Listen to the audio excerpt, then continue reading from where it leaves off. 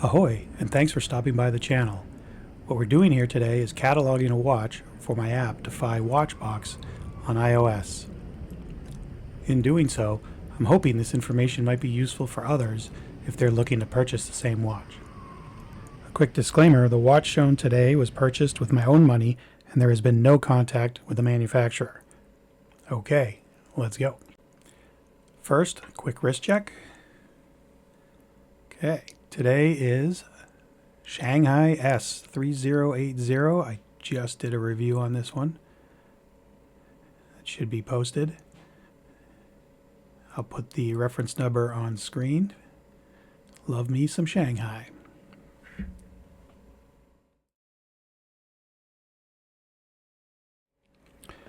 So Welly Merck has two versions of this watch. One with a 2565 movement and one with an NH35. I went with the 2565 since I don't have anything with that movement. I just wanted to kind of check it out. What it is a Chinese replica of an NH35, but a lot cheaper. And with the price Seiko's charging nowadays for their movements, I think a lot of things are going to be changing. You're going to see a lot more, probably 8215s, and maybe some of these. So heads up. We'll talk about it later, but I didn't have a good experience with this movement. And again with the models. I'm not good at this game, but that just doesn't look natural to me. So Loom I thought was pretty good. There were a couple comments on there saying it wasn't, but I didn't do a time test. I just did an initial. But here's what we wanted to see, the specifications. So 41 diameter, 12.2 thick, 144 grams, mineral glass. Oh, sorry, case back is mineral glass. And the crystal sapphire, okay, they are coating. It's got a sandblasted stainless steel material. It feels almost and looks almost like a titanium. But there's the movement there, 2565. Some more product photos. It is a good looking watch, I will say that. I wish I had a better experience with it.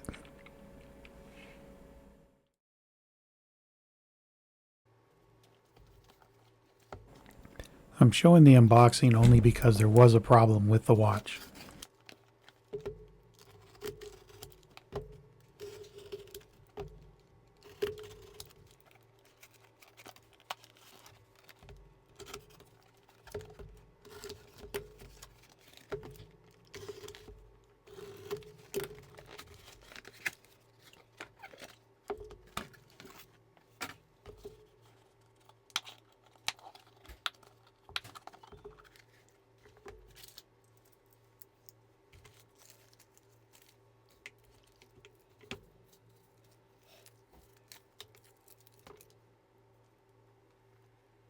One thing I noticed is that the bracelet was put on kind of backwards, where the safety clasp was more pointed towards the 12.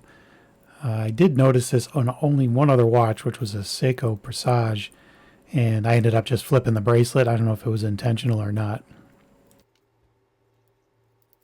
Here's where I noticed that the rotor was frozen, so I was trying to maybe tap it to see if I can get it to free up.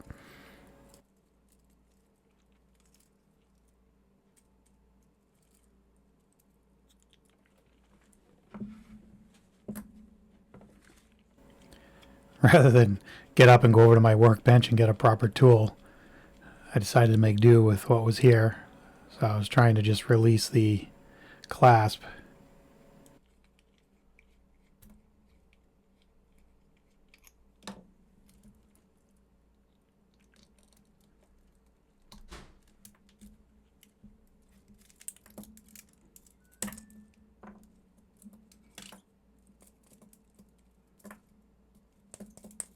And that rotor was definitely stuck.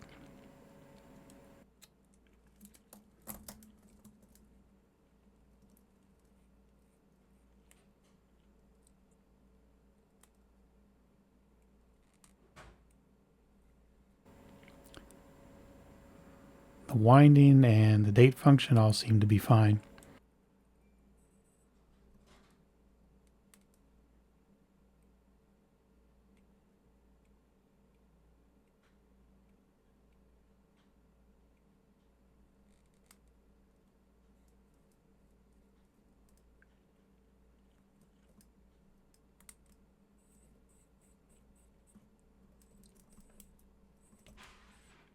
I ended up loosening the case back just a little bit, and then the rotor started to spin freely. So by tightening it down, it was freezing it again. So I was prepared to live with it just kind of being a little loose and foregoing any kind of water resistance. But then the movement happened. Another issue I found was on the case back where there was a divot taken out of the material. It wasn't as noticeable, and I probably would have basically passed over it as not a big deal, but with everything else, it was just kind of adding on to the list of issues. So I wore the watch the night I got it, and over a period of about 2.5 hours, it looked like it gained about 10 minutes. So I thought, I must be wrong. I must have set the time wrong before I left the house. So to explain what you're seeing here, these two pictures side by side, I set up the watch on top of my F91, which is pretty accurate, and took a picture. So the first picture that night before I went to bed was at 9:02 p.m., 28 seconds on the Casio, and the Welly was at 9:02:38. Next morning before work, I went in and took another picture, and the Casio was at 5:49 7 seconds, and the Welly was at 6:34 and 8 seconds. So the elapsed time on the Casio was 31,599 seconds. I know this is boring math. The Welly was 34,290 seconds. If you extrapolate that over 24 hours, that is 7,358 seconds, which comes to roughly 2.04 hours positive per day, which is way outside of COSC certification. Okay, let's take a look at the dimensions.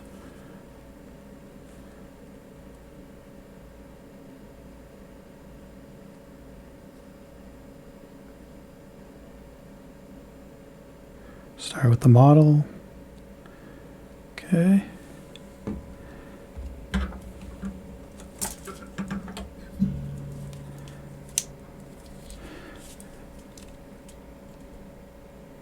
Got 41 across, very good. 12.5 thickness. I don't think they listed the lug to lug. So 47.1, and it is a 20 on the bracelet. We can weigh it. All the links are here.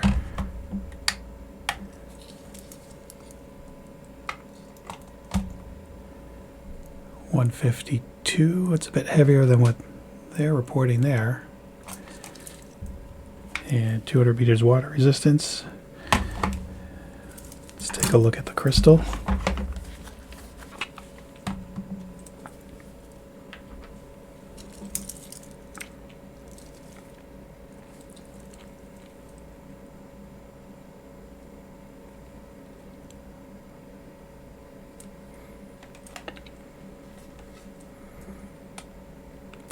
And that is sapphire. And they did report this as mineral on the case back, which is mineral. All right.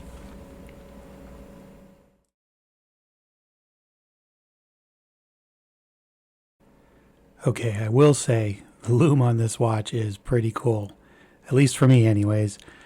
The bezel is not loomed, but the triangle at the top is, and it looks like BGW9, giving it that blue, which contrasts with the green. And another really cool point is they managed to get orange on the inside of the indices. So you have 3 different colors of loom going on in this thing. And the seconds hand does have a splash of loom at the tip. So all in all, very nice loom.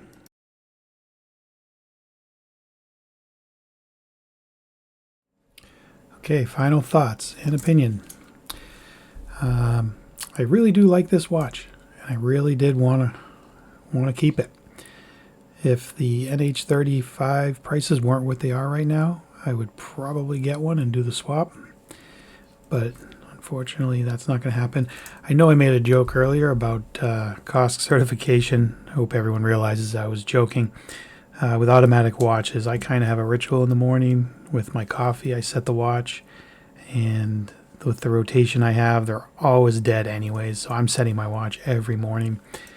And my kind of tolerance for accuracy is really about 10 minutes a day. If a watch is under 10 minutes a day, I'm fine with it. I move to the sunshine. I'm on island time as much as possible. So I joke about that, but over 2 hours a day was that's just too much. So nice watch. It is going back, unfortunately, to AliExpress. I have an email in to Welly Merck support, and I feel that a true measure of a company is how they deal with their customers. So I'm waiting to hear back from them. I will update when they do, and that'll determine whether I continue to buy Welly Merck watches or not. I do like the ones I have now. So thanks for sticking with this, and hopefully I'll see you in the next one.